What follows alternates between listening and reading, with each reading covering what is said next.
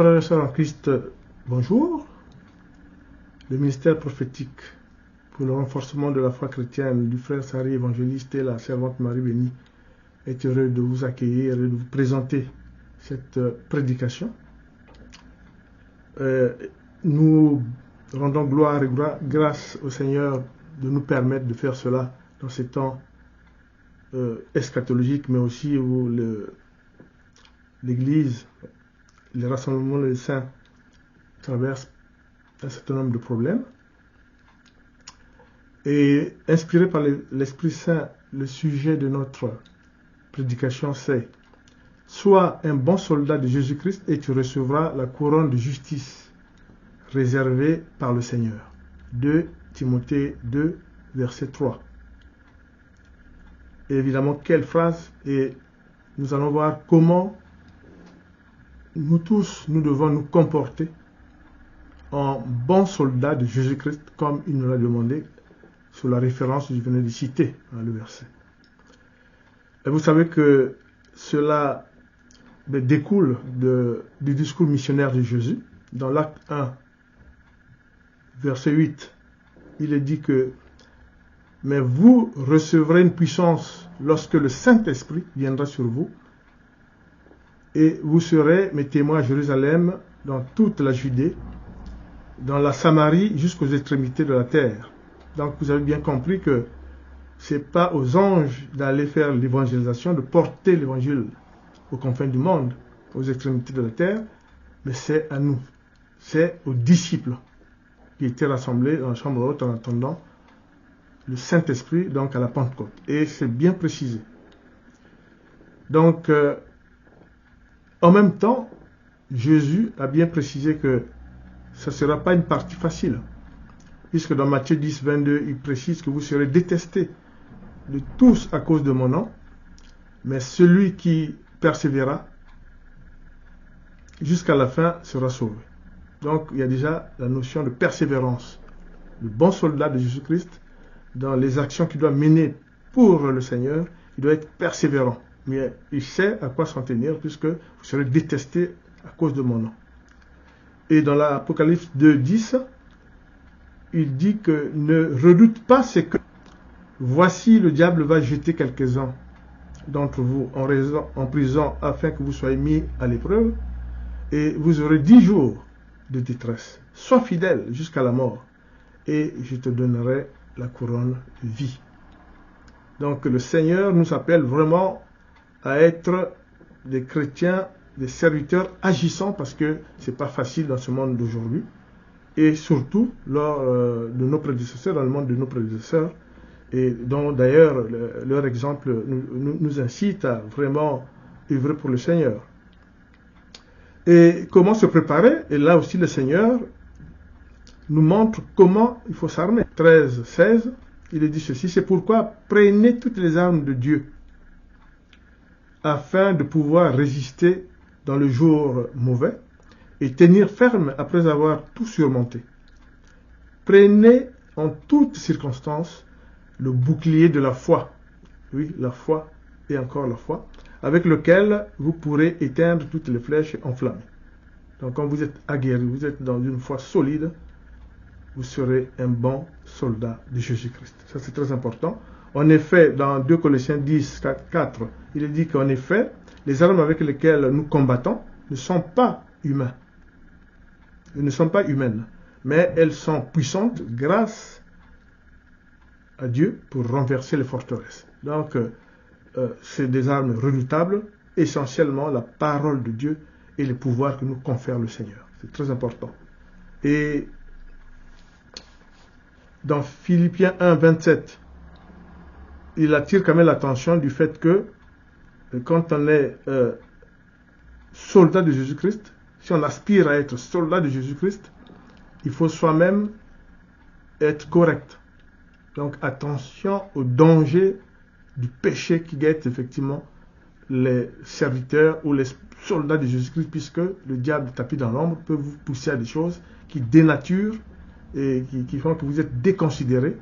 Et donc il faut faire attention. C'est pour ça il dit que dans Philippiens 1, 27, conduisez-vous d'une bonne manière digne de l'évangile du Christ. C'est très important. Ce que doit faire le bon soldat, c'est d'abord s'armer par la probité et par les œuvres qu'il commence à faire en tant que soldat de Jésus-Christ bien sûr pour l'Église, corps du Christ. Il devrait donc toujours revenir à l'évangile. C'est très important. On ne doit pas entendre dire, par exemple, que les gens se disputent. Hein. Ayez un même esprit combattant, de même cœur pour la foi de l'évangile. C'est très important. Sans vous laisser effrayer en rien par les adversaires. Ça, c'est très important. Et ce combat, à leur temps, c'était la persécution, très important. Pas seulement la persécution, c'était aussi la persécution par les Romains, bien sûr, mais il y avait aussi les attaques des pharisiens et autres juifs qui n'entendaient pas que Jésus était le Fils de Dieu et donc menaient des actions contre les disciples, et c'était très important. C'est pour ça que il y avait deux types de combats, le combat physique et puis il y a le combat spirituel, hein, qui répond un peu aux manœuvres de Satan. Mais en vrai, la persécution était en leur temps quelque chose de difficile. Mais au jour d'aujourd'hui, nous qui sommes aspirants et agissant en tant que bons soldats de Jésus-Christ, c'est le même combat, puisque on voit bien que c'est le temps de la séduction, hein, Matthieu 24, puisque l'Antichrist arrive, perturbe les fonctionnements des assemblées chrétiennes, les doctrines de démons, hein, et ensuite les distorsions de l'évangile, tout cela fait que le bon soldat de Jésus-Christ doit aller au combat en menant, donc, comme je disais, le combat de nature spirituelle, mais en même temps des combats physiques, puisque il faut mouiller la chemise, comme dirait quelqu'un, pour vraiment œuvrer pour Dieu, pour l'Église corps de Christ, c'est très important. Dans 2 Timothée 2, 3 à 4, alors il y a un bon conseil, dit le Seigneur, pour nous. Souffre avec moi comme un bon soldat de Jésus-Christ. Aucun soldat en service ne s'embarrasse des affaires de la vie courante s'il veut plaire à celui qui l'a recruté. Donc, ayez pour objectif d'agir. Ne perdez pas votre temps dans ce qui est inutile, c'est très important. Hein. L'essentiel, l'objectif, c'est assurer la mission en tant que soldat de Jésus-Christ, c'est très important. Et Paul va donc prononcer cette phrase et qui nous sert aujourd'hui de thème. Dans 2 Timothée 4, 7, 8, il dit « J'ai combattu le bon combat, j'ai terminé la course, j'ai gardé la foi, désormais la couronne de justice m'est réservée. Le Seigneur, le juste juge, me la remettra ce jour-là, et non seulement à moi, mais aussi à tous ceux qui auront attendu avec amour sa venue. J'ai combattu le bon combat. » Et tout ce que ce terme revêt, c'est quoi? C'est tous les aspects des combats d'aujourd'hui. La persécution n'est pas celle des Romains, mais vous savez bien que vous ne pouvez pas aller et faire ce que vous voulez, notamment avec le risque de prosélytisme religieux. Vous avez aussi le fait que quand vous parlez de Jésus, vous avez des réactions, bien sûr, dans la rue qui ne sont pas de nature à vous faciliter, même si c'est vrai que, on essaie de faire ce qu'on peut. Alors, le bon combat, cela veut dire que il faut que le soldat de Jésus-Christ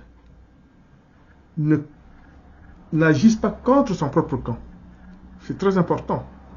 Vous savez par exemple qu'il y a ce qu'on appelle les sens interdits. Quand vous avez dans la rue, il y a un sens interdit. Si vous transgressez le sens interdit, vous allez peut-être vers la mort. Soit parce qu'il y a un ravin et une pente, soit parce que les voitures dans l'autre sens, vous allez entrer en collision. Dans le combat que nous menons et dans la doctrine chrétienne, il faut faire attention pour les soldats de Jésus-Christ, ne pas combattre contre son propre camp, c'est quoi? C'est ne pas laisser perdurer ou grandir les fausses prédications, le clientélisme religieux, les philosophies religieuses, parce qu'on voit beaucoup de discours, comme le dit Matthieu 24 dans ses textes scatologiques, c'est très important. Donc, le soldat de Jésus-Christ doit savoir qu'il y a des interdits. Dieu ne bénit jamais ce qu'il a interdit. Et le soldat de Jésus-Christ doit savoir ça. Et c'est très important, puisque, par exemple, il y a des interdits. Vous savez que si vous offensez le Saint-Esprit, ben, comme dit la parole, hein, ben, ce péché est indélébile et c'est un péché à vie. Et si, vous savez aussi que, comme Dieu le dit pour les enfants, il dit que si vous touchez un seul de ces petits-enfants, il vaut mieux pour vous avoir une meule qu'on attache à votre cou quand vous jette au fond de la mer. Ça veut dire quoi? Sinon, ce qui vous attend, en vrai, c'est pire que cela. Donc, il y a des interdits. Vous savez très bien que, par exemple, pour la Sainte Seine, il faut vraiment être sûr que vous êtes propre au sens où vous avez demandé pardon si vous avez offensé Dieu. Bon soldat de Jésus-Christ ne doit pas voter contre son camp. Il doit absolument faire en sorte que les fidèles qui viennent au ministère, les fidèles qui vont à l'église, voient en lui quelqu'un qui, oui, défend la doctrine, quelqu'un, oui, qui prône, voilà, la parole de Dieu dans ce qu'il y a de vérité, puisque il est bien dit que, il faudrait prier et adorer Dieu en esprit et en vérité. C'est très important. Donc, en se basant sur la sainteté de Dieu, mais en se basant aussi sur la vérité, c'est-à-dire la parole de Dieu. Donc, fort de tout cela, nos prédécesseurs, donc, dont on peut se servir pour nos combats d'aujourd'hui. Souvenez-vous que, par exemple, Pierre, après la Pentecôte, a pris le leadership. Sois attentif à leurs menaces et donne à tes serviteurs d'annoncer ta parole avec une pleine assurance. Déploie ta puissance. Ils furent remplis du Saint-Esprit et ils commençaient effectivement à parler en langue et à annoncer que Jésus est ressuscité. Et le simple fait d'annoncer que Jésus était ressuscité, évidemment, ça entraînait la persécution, la répression pure et simple. C'est très important. Donc, c'est un combat âpre. Et Paul lui-même, dans Acte 24, 20 à 21, il dit, au moment où il est amené devant le gouverneur Félix, n'est-ce pas, après une plainte qu'on a fait contre lui, soi-disant dans les prédications, dans l'enseignement, dans tout ce qu'il faisait dans le discours, il troublait l'ordre public. Donc on l'amène devant Félix, suite à une plainte, et il dit, ou bien que tous ceux qui sont ici déclarent de quel crime ils m'ont trouvé coupable, lorsque j'ai comparu devant les Sanhédrins, à moins qu'il ne s'agisse uniquement de la parole que j'ai lancée au milieu d'eux, c'est à cause de la résurrection des morts que je suis aujourd'hui mis en jugement devant vous. Et oui, c'était ça aussi, la résurrection des morts. Ça, effectivement, quand le Christ est ressuscité et que les disciples, après la Pentecôte, quand le Saint-Esprit est descendu sur eux, et qui se mettaient à dire que oui, Jésus est ressuscité, la répression était encore plus ardente. C'est très important. Donc, ils ne voulaient pas, les Romains et bien sûr certains pharisiens ne voulaient pas entendre que Christ était ressuscité. Et la répression était de plus atroce. Et donc, même quand Paul et les autres essayaient de faire des guérisons, essayaient même de faire, je dirais, des œuvres basiques, ils étaient emprisonnés. Et Satan, tapis dans l'ombre, il disait, voilà, on va voir si après 2-3 emprisonnements, ils vont continuer toujours, évidemment, à servir leur Dieu, ils vont continuer toujours à proclamer l'évangile de Jésus-Christ, c'est très important. Mais, le Seigneur aussi les fortifiait. C'est très important. Dans Acte 26, 22, 23, il est dit ceci, mais grâce à l'aide de Dieu, j'ai continué jusqu'à aujourd'hui de rendre témoignage devant les petits et les grands. Je ne dis rien d'autre que ce que les prophètes et Moïse ont déclaré devoir arriver. Que le Messie souffrirait, il serait le premier à ressusciter et il annoncera la lumière au peuple juif et aux non-juifs. Donc, je dirais, c'est la prédication de la croix. Souffrir pour ensuite avoir le bonheur. Christ a souffert, il a vaincu Satan, il a brisé l'armure de Satan par sa victoire sur la mort et sa résurrection. Et effectivement, les Juifs et surtout les pharisiens et les Romains ne l'entendaient pas de cette oreille et continuaient à le persécuter. Et nous allons voir même que cela a été une hantise et surtout que Pierre, quand ils ont voulu donc le tuer en martyr, ils lui ont dit de dire que Jésus n'était pas ressuscité, mais nous allons voir. Alors, comme je disais, il faut que le soldat de Jésus-Christ puisse ne pas avoir lui-même des failles. C'est très important. Et pour le Seigneur, une des failles pourrait venir de l'impudicité. Pourquoi? Parce que aux yeux de Dieu, l'impudicité est quand même une des fautes, un péché majeur.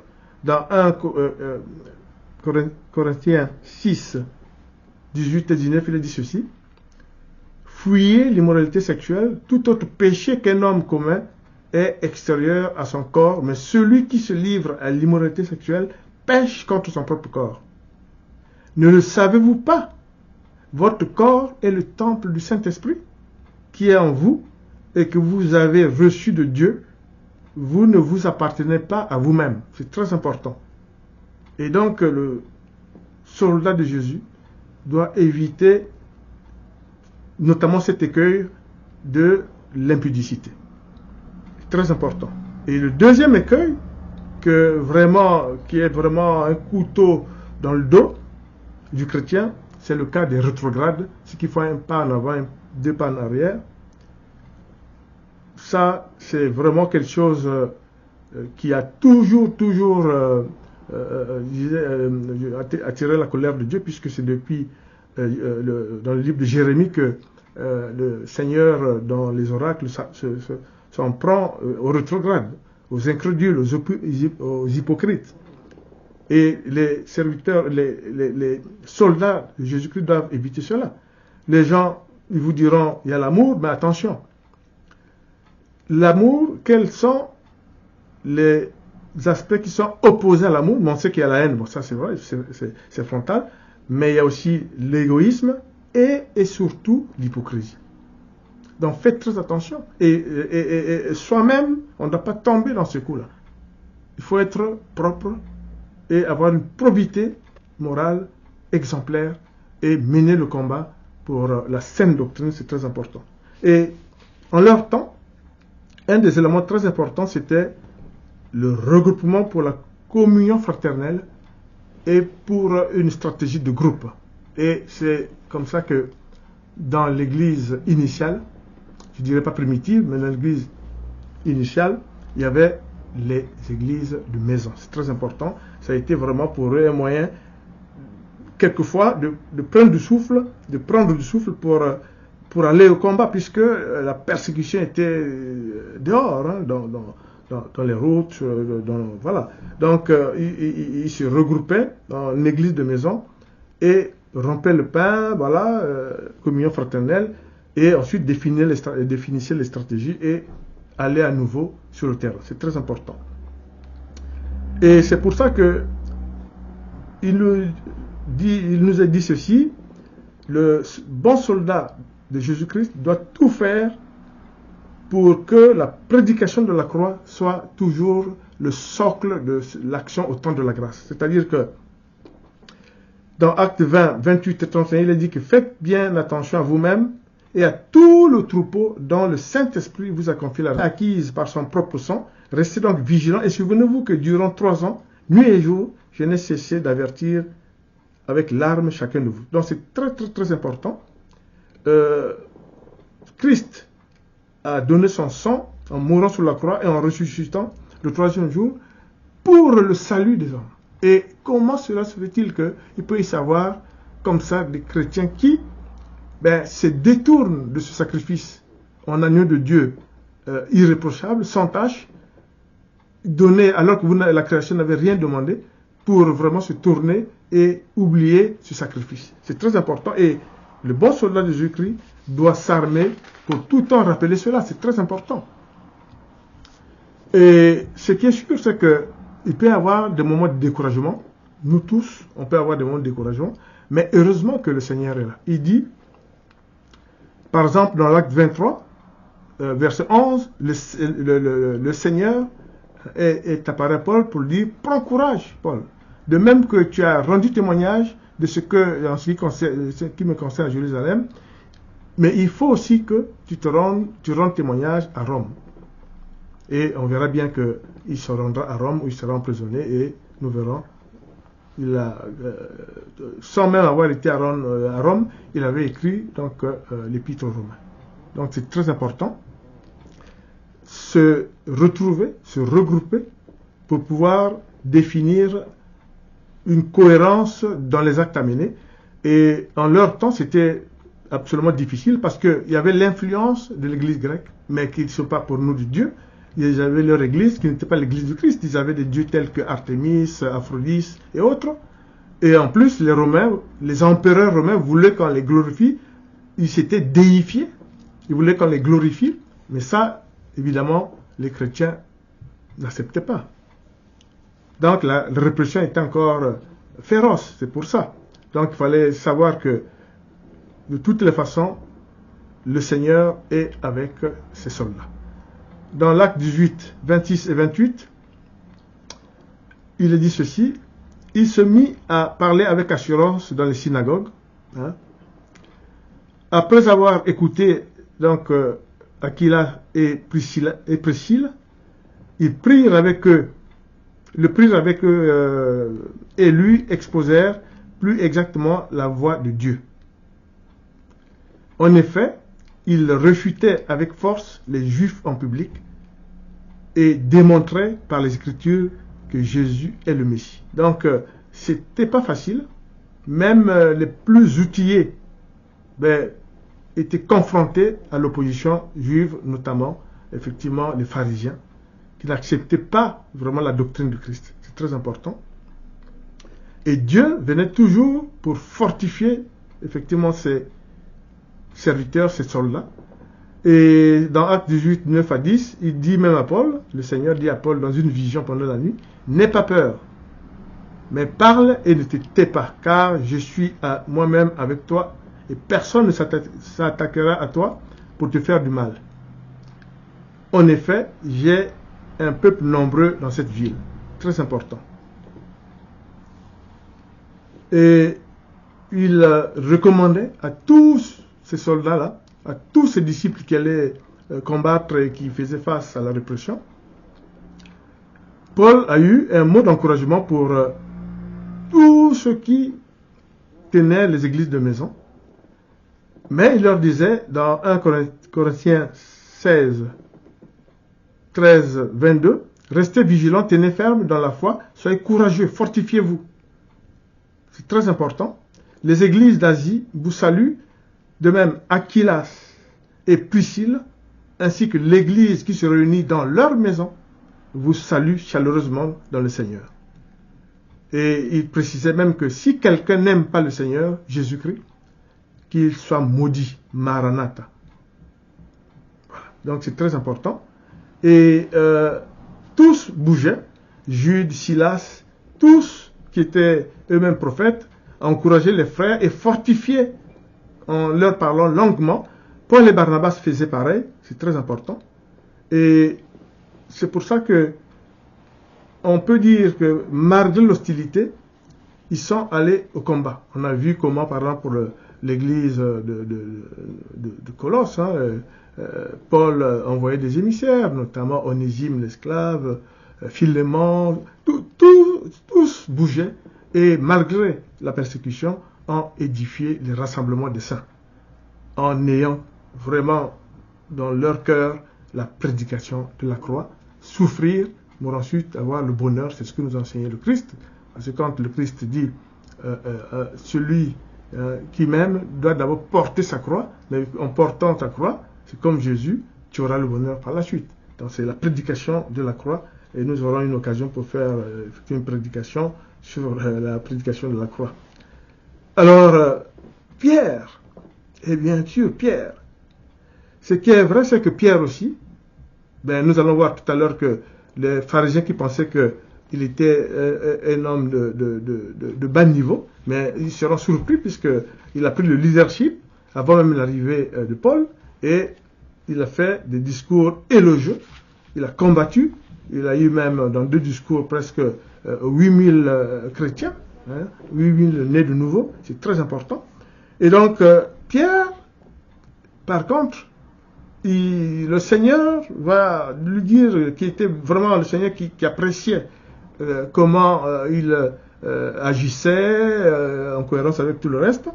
Dans 2 Pierre 1, 14 et 15, Pierre nous dit que le Seigneur lui dit que bientôt il va partir. Donc il dit, car je sais que je quitterai bientôt ce corps, comme notre Seigneur Jésus-Christ me l'a fait connaître.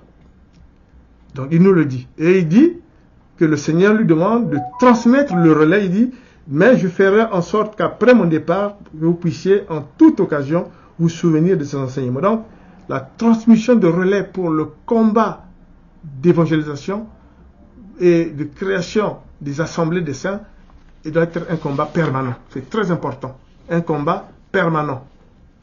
Donc, à cet effet, Pierre, donc, en rencontrant justement le groupe je dirais des Romains qui voulaient se convertir à l'église de Christ, dans l'acte 10, 34, 42 et 44, il va faire, donc Pierre, un discours, en tout cas, très important.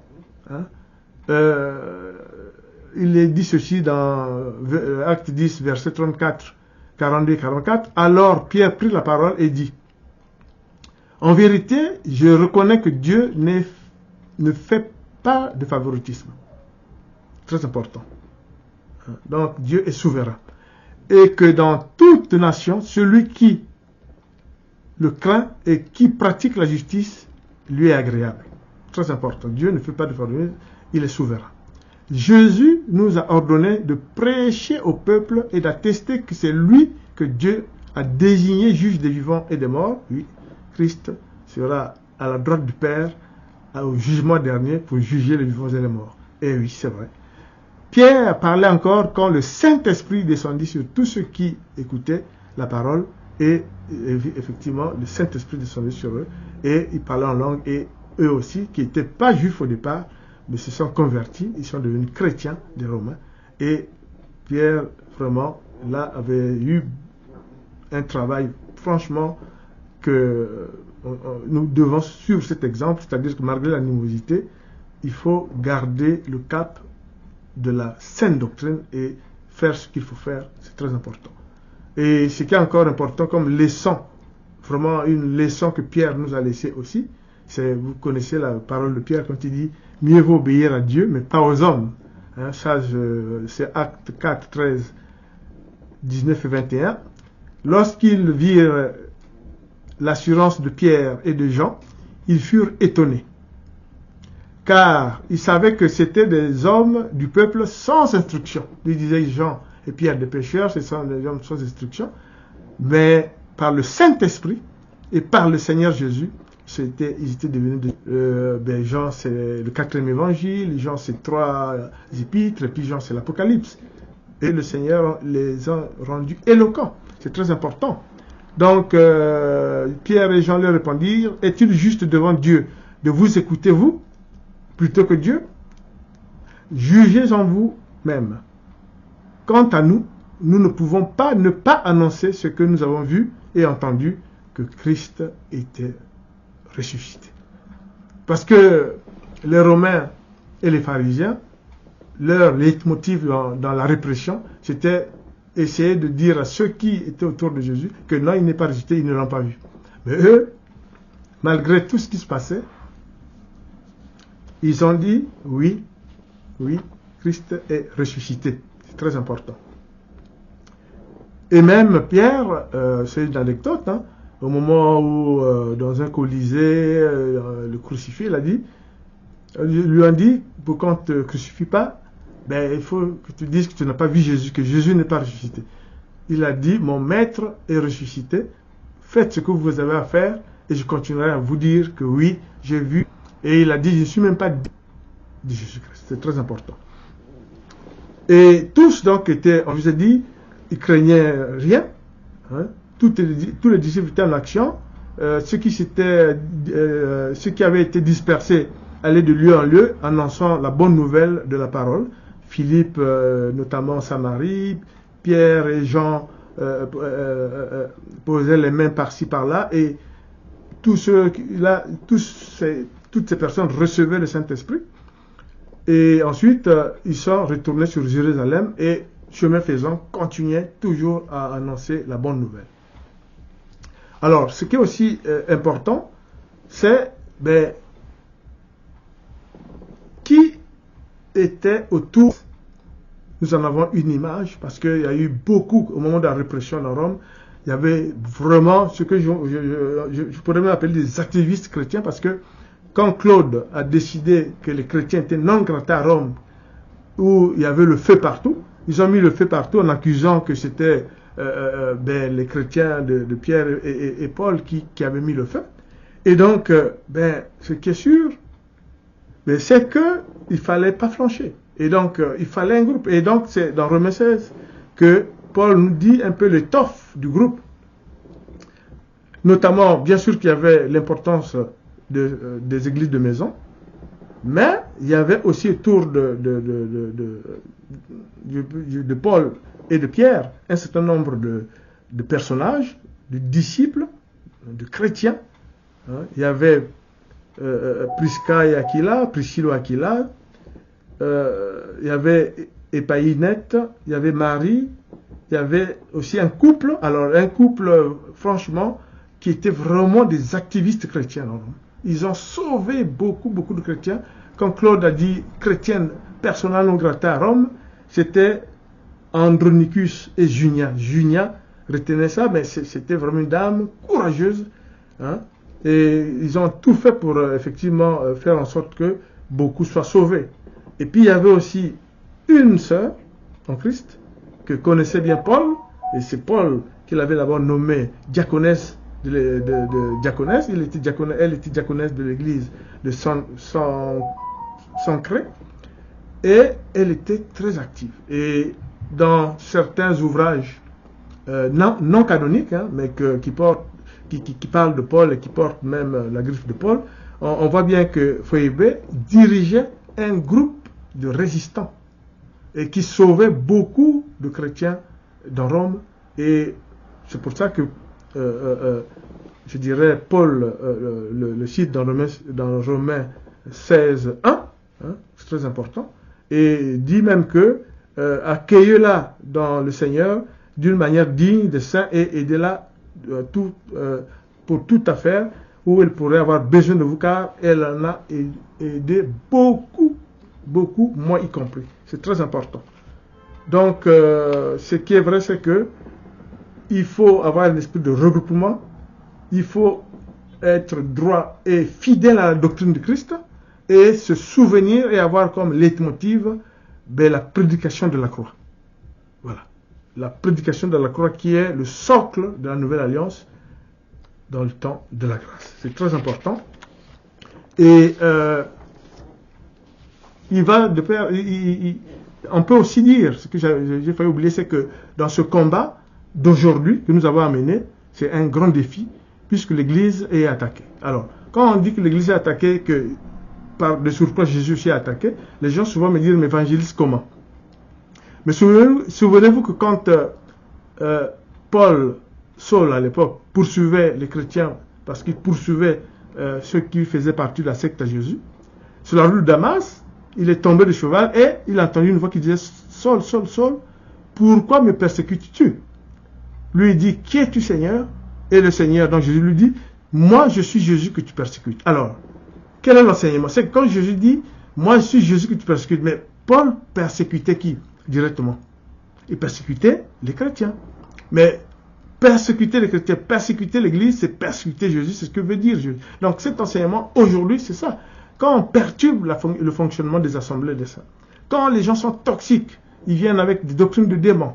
Et quand, face à la saine doctrine, on voit de plus en plus prendre de l'importance la religiosité, les rites, les fêtes, maintenant même, il y a même de la philosophie religieuse. On est dans le temps de la séduction et les soldats de Jésus-Christ qui sont fidèles à la doctrine de Christ doivent monter au créneau. Dans les églises, dans les ministères, c'est pas possible. La religiosité, les fêtes, les traditions, oui, mais c'est pas la doctrine de Christ. C'est très important. Souvenez-vous quand les pharisiens ont dit à Jésus, mais pourquoi tes disciples ne te lavent pas les mains, pourquoi tes disciples ne suivent pas la tradition? Jésus leur a dit, mais vous parlez de tradition, moi je suis le Fils de Dieu, je vous parle et vous ne me suivez pas et vous vous contentez tout simplement de futilité. Donc c'est très important. La doctrine chrétienne, la saine doctrine, c'est pas tout ce qui actuellement, tout ce qu'on voit dans les églises. La religiosité, je répète encore, les fêtes, les rites, etc., etc. C'est bien, mais c'est pas la saine doctrine. Il faut une primauté dans la vie de l'Église, une primauté au Christ. C'est-à-dire que le Christ doit, les églises doivent être christocentrées, c'est très important. Donc, s'en prendre à l'église, c'est s'en prendre à Jésus. C'est pas moi qui le dis, c'est l'enseignement de Christ. Il le dit là quand il y a eu la conversion de Paul. Pourquoi me persécutes-tu? Oui, mais il persécutait les chrétiens. Jésus dit, c'est moi qui te persécute. Ça veut dire, frères et sœurs en Christ, soyez concernés quand les églises sont attaquées et quand il y a diversion des chrétiens par tout ce monde qui font des discours de la philosophie religieuse et tout. L'unique chose qui prévaut dans l'église, c'est la sainte doctrine, la prédication de la croix, je l'ai déjà dit. Et il y aura une prédication là-dessus. Est-ce que vous êtes seul? Non. Et je vous le proclame, bien sûr, au nom de Jésus, que vous avez une assistance de Dieu dans ce combat que vous menez en tant que soldat de Jésus-Christ. La vie chrétienne est un ardent et rude combat. Il faut donc revêtir une armure, comme l'a dit Paul déjà, pour résister au diable. C'est l'objectif majeur d'un bon soldat de Jésus-Christ. Outre le combat de l'évangile et de la prédication de la croix, il doit tout faire pour que l'Église, les rassemblements de saints, puissent amener beaucoup de brebis à la bergerie pour qu'on soit plusieurs au moment de l'enlèvement. C'est très important. Et il faut se rappeler que Dieu donne à ses soldats un esprit de force, d'amour, de sagesse, mais pas de timidité. Et cela est confirmé par notre attachement aujourd'hui, mais par Romains 8, 35 et 37, qui nous séparera de l'amour de Christ? Serait-ce la détresse, l'angoisse, la persécution, la faim, le dénouement, le danger ou l'épée? Non. De fait, il est écrit, c'est à cause de toi qu'on nous met à la mort, qu'on nous met à mort à longueur de journée, qu'on nous considère comme des brebis destinées à la boucherie. Au contraire, dans le verset 37, au contraire, dans tout cela, nous sommes plus que vainqueurs grâce à celui qui nous a aimés, Jésus-Christ. Et très important, Dieu ne donne pas ses soldats. Dans 7 et 8, il dit, en effet, ce n'est pas un esprit de timidité que Dieu nous a donné, mais un esprit de force, d'amour et de sagesse. N'aie donc pas honte du témoignage à rendre à notre Seigneur, ni de moi son prisonnier, mais souffre avec moi pour l'évangile en comptant sur la puissance de Dieu. Nous comptons sur la puissance de Dieu et nous sommes fidèles à la prédication de la croix et nous disons que nous sommes des prisonniers de Jésus parce que nous n'avons pas besoin d'être prisonniers d'un carcan, prisonniers du monde. Voilà, nous sommes prisonniers de Jésus, mais nous sommes fiers puisque en étant dans la lumière, nous sortons des ténèbres. Nous sommes du côté de la lumière, c'est du côté de Jésus. C'est très important. C'est pour ça que dans Romains 1, 5 et 16, il est dit que c'est par lui que nous avons reçu la grâce d'exercer le ministère pour conduire en son nom des hommes de toutes les nations à l'obéissance de la foi. C'est la mission du soldat de Jésus-Christ. Très important.